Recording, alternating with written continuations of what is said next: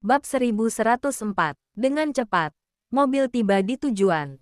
Ketika Tracy turun dari mobil, ia mau tak mau tercengang. Ternyata jalan bahagia nomor 1. Tempat yang pernah ia tinggali bersama dengan Bibi Juni dan anak-anak. Sebenarnya tempat ini menyimpan banyak kenangan indah. Ia sudah kembali ke kota Bunaken begitu lama. Seharusnya sejak awal ia mengunjungi rumah ini. Tetapi dia tidak berani. Ketika ia kehilangan ingatan, hatinya selalu sakit ketika melewati jalan ini. Sekarang ingatannya telah kembali. Ia semakin tidak berani menginjakkan kaki di rumah ini.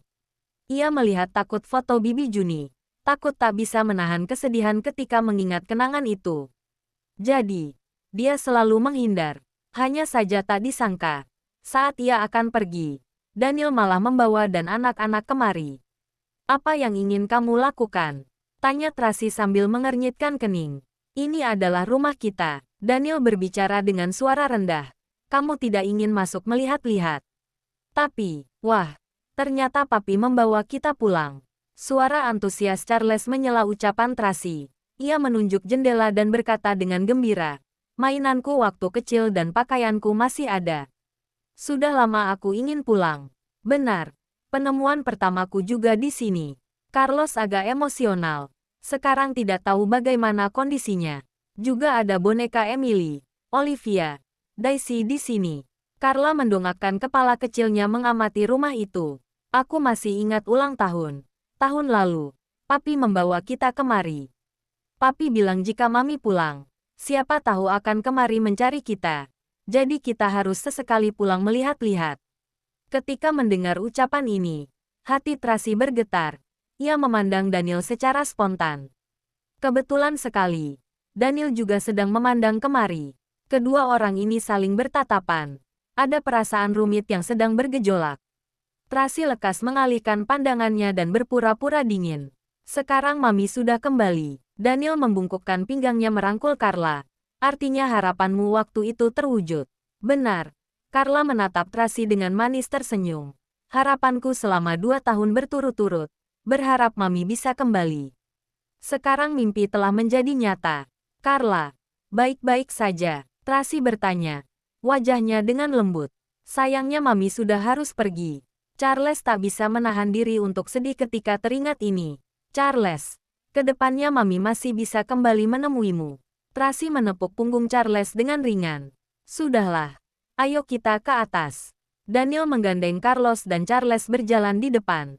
Tracy menggendong Carla mengikuti dari belakang. Roxy hinggap di pundak Carla. Sedangkan burung elang Roxy terbang di atas ambang jendela menunggu mereka dari tadi. 5 orang satu burung masuk ke dalam apartemen. Paman Satpam menyapa mereka dengan ramah. Mereka ingat 3 anak kembar dan 1 burung beo itu. Meski setiap tahun hanya pulang setahun sekali, tapi kesan yang ditinggalkan mereka kuat. Sekeluarga berjalan masuk ke dalam, menarik perhatian banyak orang. Tetangga-tetangga apartemen itu melihat mereka. Ada juga bibi-bibi tua yang mengenali mereka setelah 2 tahun. "Bukankah mereka putri Bibi Juni dan cucunya?" katanya dengan semangat. "Benar mereka. Aku langsung bisa mengenali burung kecil itu. Anak-anak sudah besar. Peranakan mereka agak berubah. Tapi mereka masih menggemaskan seperti dulu. Putrinya agak berubah. Agak kurus dan dandanannya berubah. Wajar dong. Dengar-dengar ia menikah dengan orang kaya. Temperamennya juga pasti berubah. Apa yang tinggi itu adalah menantunya. Tampan sekali." "Benar dia. 2 tahun yang lalu ia membawa anak-anak pulang. Tetapi istrinya tidak pulang. Kali ini benar-benar lengkar." Mendengar percakapan ini, hati Tracy menjadi haru. Dulu ketika mereka tinggal di sini, Tracy selalu pergi pagi-pagi sekali dan pulang malam. Ia jarang sekali berbicara dengan tetangga. Tetapi setiap kali Bibi Juni pergi antar jemput anak, pergi beli sayur, ia selalu menyapa para tetangga sehingga mereka pun dapat mengenali dirinya. Bab 1105. Para tetangga mengira Tracy adalah putri Bibi Juni. 3 anak adalah cucu Bibi Juni. Awalnya Bibi Juni ingin menjelaskan yang sebenarnya. Tapi Tracy bilang tidak usah dijelaskan. Ia adalah putri Bibi Juni. Anak-anak juga cucunya. Meskipun mereka tidak memiliki hubungan darah, tetapi mereka adalah keluarga. Dulu, selain ayahnya di dalam kehidupan Tracy, Orang yang paling dekat dengannya adalah Bibi Juni. Kemudian ketika terjadi insiden dengan ayah dan Tracy punya anak, orang terdekatnya selain anak-anak, tetaplah Bibi Juni. Sejak kecil hingga besar orang yang selalu menemaninya adalah Bibi Juni. Entah apapun yang terjadi padanya, orang yang tak pernah meninggalkannya adalah Bibi Juni. Jadi, bagi Tracy, Bibi Juni adalah keluarganya. Sebelum masuk ke dalam rumah dan hanya mendengar para tetangga mengungkit Bibi Juni, Tracy sudah tak bisa menahan diri untuk menangis. Di dalam pikirannya, muncul senyuman kasih sayang Bibi Juni. Hatinya sangat emosional. Mami, jangan menangis. Carla menggunakan tangan kecilnya memegang wajah Tracy. Nenek akan melindungi kita dari surga.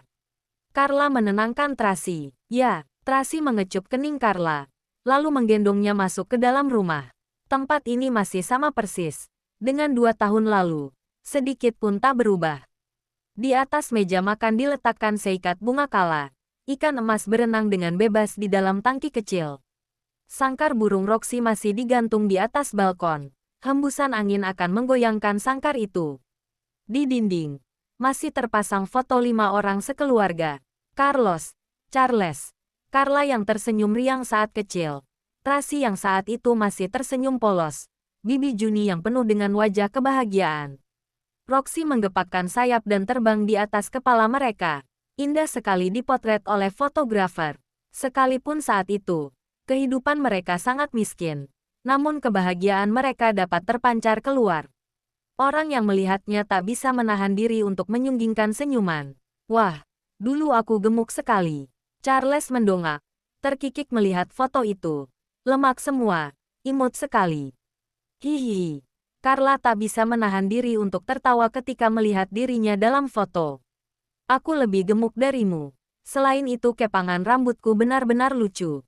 Itu diikat oleh nenek. Tracy melihat foto itu. Ia teringat masa lalu. Ujung tepinya mau tak mau menyunggingkan senyuman bahagia. Saat Mami kecil, nenek mengikat rambut Mami seperti ini.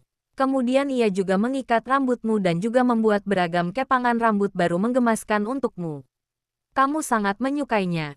Apa kamu ingat?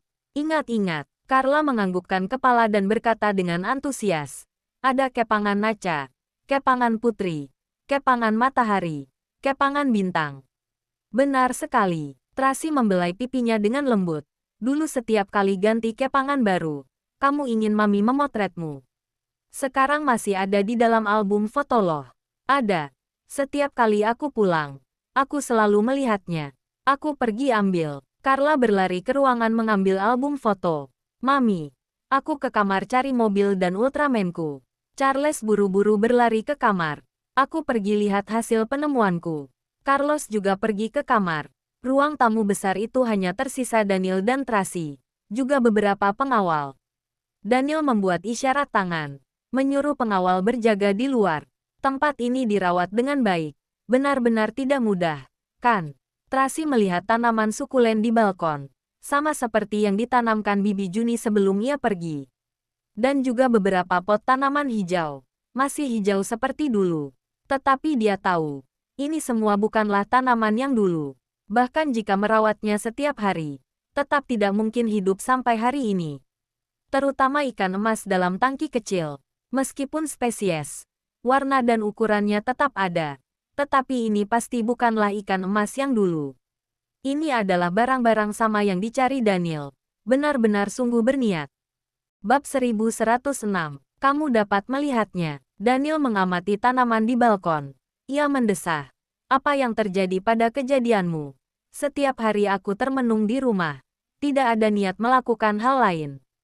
Ketika saya telah melewati masa itu, tanaman dan ikan emas di sini sudah mati. Aku takut kamu sedih ketika pulang. Jadi sengaja menyuruh orang membeli yang sama untuk bertahan. Demi mengembalikan bentuk asli rumah ini, saya mencari banyak foto dan video dulu, agar mereka membeli sesuai foto. Rupanya aku tidak cukup teliti melakukannya. Begitu cepat diketahui olehmu. Tracy ingin mengatakan, sebenarnya sudah sangat teliti seketika. Ia bahkan mengira dirinya telah kembali ke 2 tahun yang lalu. Waktu itu, ia belum pindah dari rumah ini, belum tinggal di rumah Wollens, belum menikah dengan Daniel, belum diusir ke Thailand, belum terjadi insiden. Setelah itu. Tetapi, burung elang di balkon mengingatkannya. Ia yang sekarang adalah Trasimor. Segala sesuatu yang tidak diinginkan telah terjadi. Kenyataannya tidak bisa dihapus. Banyak hal yang tak bisa diulangi lagi. Dalam sekejap kesadaran Tracy kembali. Untuk apa kamu membawa kami kemari? Apa yang ingin kamu lakukan? Tanyanya dengan dingin. Hanya ingin menyenangkan hati anak-anak. Daniel menjelaskan dengan sabar. Mereka bertiga tidak pernah berpisah. Sekarang tiba-tiba akan berpisah. Mereka pasti tak terbiasa. Aku membawa mereka pulang ingin memberitahu mereka. Entah apapun yang terjadi. Kita adalah keluarga selamanya. Agar ada kekuatan besar di dalam hati mereka dan mereka tidak akan takut lagi. Ketika mendengar ucapan ini, Tracy merasa bersalah. Benar belum pernah sebaik Daniel dalam mendidik anak. Kamu istirahat dulu. Aku siapkan makan siang. Daniel melepaskan mantel, menggulung lengan bajunya dan melangkah ke dapur. Tracy agak terkejut. Pria ini, sejak kapan bisa masak? Tiba-tiba saja teringat dulu. Daniel membawa Carlos dan Charles masak. Mereka masak bubur tulang sapi. Tapi dia hanya pernah memasak bubur. Bagaimana dia bisa memasak beragam makanan untuk makan siang? Tracy mengerucutkan bibir. Malas memedulikannya. Ia berjalan masuk ke dalam kamarnya. Kamar itu masih sama seperti dulu. Tidak berubah. Anggrek di atas ambang jendela masih lembut. Buku besar di samping bantal masih terbuka. Komputer di atas meja masih membuka layar unggahan foto. Tracy tertegun. Semua ini benar-benar mirip dengan aslinya. Ini pasti memerlukan usaha kerja keras. Baru dapat menampilkan hasil seperti ini. Ia mendekat dan menyentuh meja. Tempat tidur. Komputer. Buku itu. Anggrek itu. Hatinya. Mau tak mau tersentuh. Mami. Terdengar suara lembut Carla dari luar. Tracy berjalan membuka pintu. Carla. Mami lihat. Emily, Olivia, Daisy-ku masih ada. Carla mengangkat boneka Barbie-nya. Dia berkata dengan antusias kepada Tracy. Dulu ketika aku kemari, aku tidak sengaja mematahkan kaki Olivia.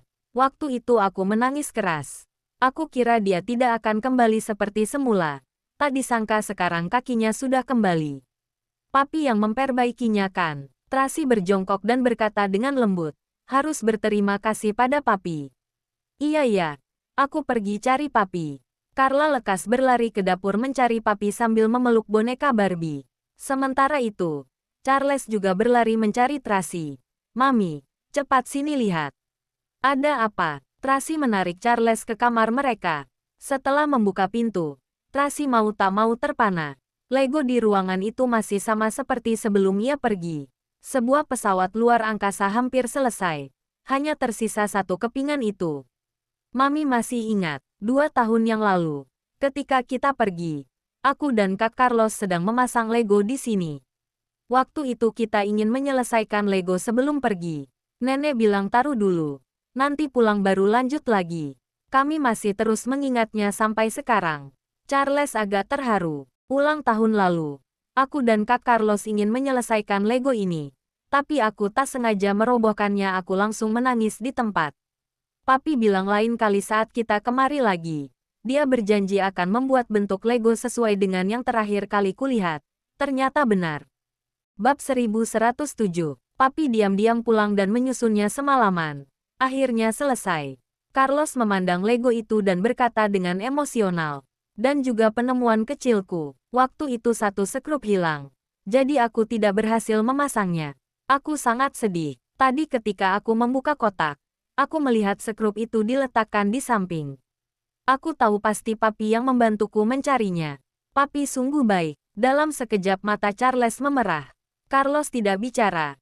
Hanya menundukkan kepala. Matanya memerah dan meneteskan air mata saat melihat penemuan kecilnya itu. Ia lekas menoleh ke samping. Tidak ingin dilihat oleh Tracy. Tetapi Tracy mengetahuinya. Ketika melihat anaknya seperti ini, hatinya campur aduk dan sesak. Mungkin harapan terbesar anak-anak adalah sekeluarga dapat berkumpul bersama. Tetapi Tracy tidak dapat mewujudkan harapan mereka. Entah dalam realitas atau perasaan, mereka semua memiliki retakan yang sangat dalam. Jadi, Tracy hanya bisa memperkecil rasa luka itu. Ketika teringat ini, ia lekas tersenyum kepada anak-anak. Papi sangat mencintai kalian. Cepat pergi berterima kasih pada papi. Iya. Charles lekas keluar mencari Daniel. Carlos masih membelakangi Tracy dan berdiri di depan meja buku. Ia menundukkan kepala sambil memainkan alat penemuannya. Tracy mendekat dan membelai kepalanya dengan lembut. Carlos, jika kamu ingin memilih berada di sisi papi, Mami tidak akan menyalahkanmu. Tracy paham. Daripada memaksa anak berada di sisinya tak bahagia, lebih baik membiarkan anak-anak memilih sendiri. Mami, keputusanku tidak berubah. Carlos menoleh kepala memandang Tracy. Tapi aku juga tidak rela meninggalkan papi. Tracy ingin membuka mulut dengan tenang, tetapi tidak tahu harus bicara dari mana. Tapi tak apa, Carlos menenangkan diri sendiri. Kedepannya papi bisa ke Emron menjenguk kita. Mami juga akan membawaku pulang ke kota Bunaken bertemu papi kan. Mami mungkin tidak akan kembali ke kota Bunaken lagi. Tracy berkata dengan tenang. Tapi, Mami tidak akan melarangmu bertemu dengan papi. Mami, apa Mami? Carlos bertanya dengan berani. Akan menikah dengan Duke Louis itu. Ketika mendengar ini, Daniel yang hendak menekanan pintu di luar tiba-tiba terhenti gerakannya. Mungkin iya, Tracy memberi jawaban ambigu. Tapi bagaimanapun juga, Mami mencintai kalian selamanya. Tidak ada orang yang dapat menggantikan posisi kalian di hati Mami. Mami sungguh tidak mencintai papi lagi. Carlos mendongakkan kepala, memandang Tracy dengan dalam.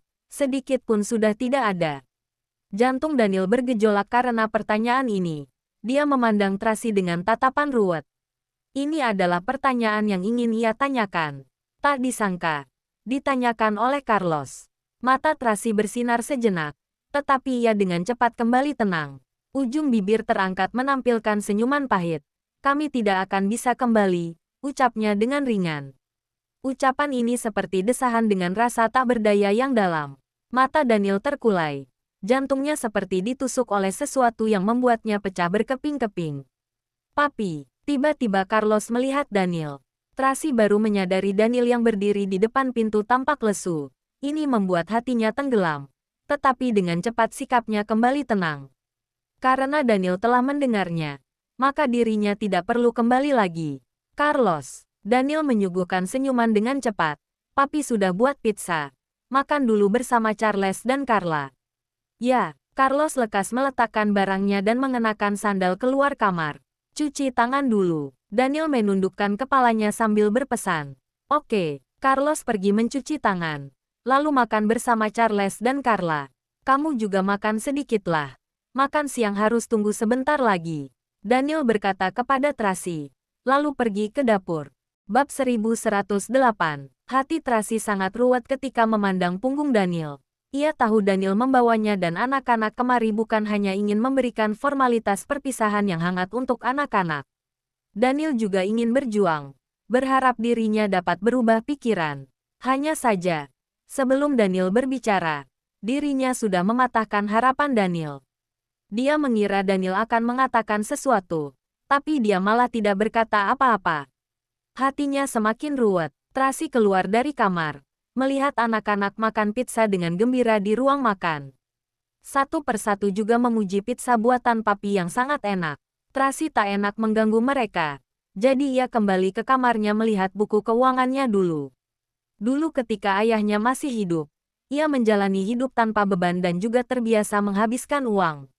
Kemudian setelah ayahnya meninggal, uang pegangannya sudah mau habis. Mau tak mau ia menjual barang peninggalan ibunya untuk melanjutkan hidup. Tetapi walaupun begitu, uangnya masih tak cukup. Kemudian setelah diingatkan Bibi Juni, ia mulai membuat laporan keuangan. Pengeluaran setiap hari ditulis. Kemudian akan dilihat pada akhir bulan. Pengeluaran mana yang kurang pas, agar kedepannya dapat dikendalikan. Ternyata setelah terbiasa seperti itu, pemasukan dan pengeluarannya menjadi agak stabil. Tetapi ia masih terbiasa menghabiskan uangnya secara tak masuk akal. Misalkan jelas-jelas tidak ada uang, tetapi tetap memilih sekolah terbaik untuk anak-anak sekolah. Ia juga membeli susu dan pakaian terbaik untuk anak-anak. Tetapi setelah habis digunakan, ia mulai menyesal. Memarahi diri sendiri tidak menafsirkan. Bahkan dalam buku itu juga tertulis umpatan untuk dirinya sendiri. Tracy Smith, kamu benar-benar babi yang tak takut mati. Sudah begitu miskin, masih membawa anak-anak makan di istana anak-anak. Menghabiskan uang 4 juta. Coba lihat, kamu punya uang dari mana untuk membeli susu? Tracy Smith, bekerjalah mencari uang. Harus lepas dari kemiskinan. Wah, akhirnya gigolo itu mentransfer uang 10 juta. Senang sekali. Hahaha, hari ini menghabiskan ratusan ribuku untuk beli obat penguat demi gigolo itu.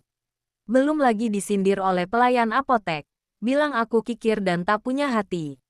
Membuat suamiku kering karena gratis beli penguat. Cih, aku mendengar 2 orang yang menggosipkanku saat aku kembali mengambil tanda terima. Menyebalkan.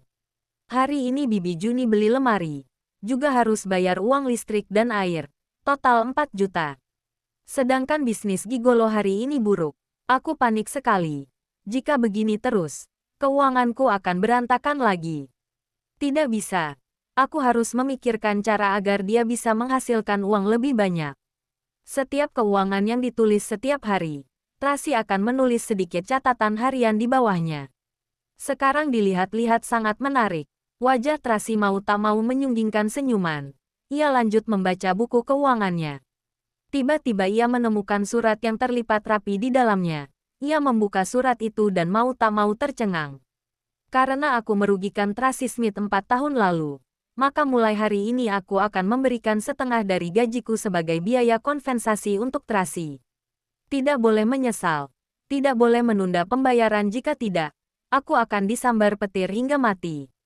Ini seperti surat utang anak sekolah dasar. Tulisan yang miring dan jelek itu adalah tulisan yang ditulis oleh Tracy. Di bagian bawahnya ada tanggal, juga tanda tangan Daniel dan cap jari. Sekarang dipikir-pikir, dia yang dulu kenapa bodoh sekali. Jelas-jelas di grup Skywell pernah melihat tanda tangan Daniel. Kenapa dia malah tak mengenalinya bahwa tanda tangannya sama persis dengan tanda tangan di dalam surat perjanjian ini. Benar-benar bodoh. Tetapi setelah dipikir-pikir, ini karena ketidakberdayaan dan kecerobohannya yang menyebab banyak hal terjadi. Jika diganti dengan dia yang sekarang, maka masalah-masalah besar itu tidak akan terjadi. Ketika memikirkan ini, ujung bibir Tracy terangkat sendiri. Ia ingin menyimpan kembali surat itu ke dalam buku. Tiba-tiba terdengar suara dari belakang. Jangan lupa like, komen, and subscribe ya. Terima kasih. Tunggu terus kelanjutannya.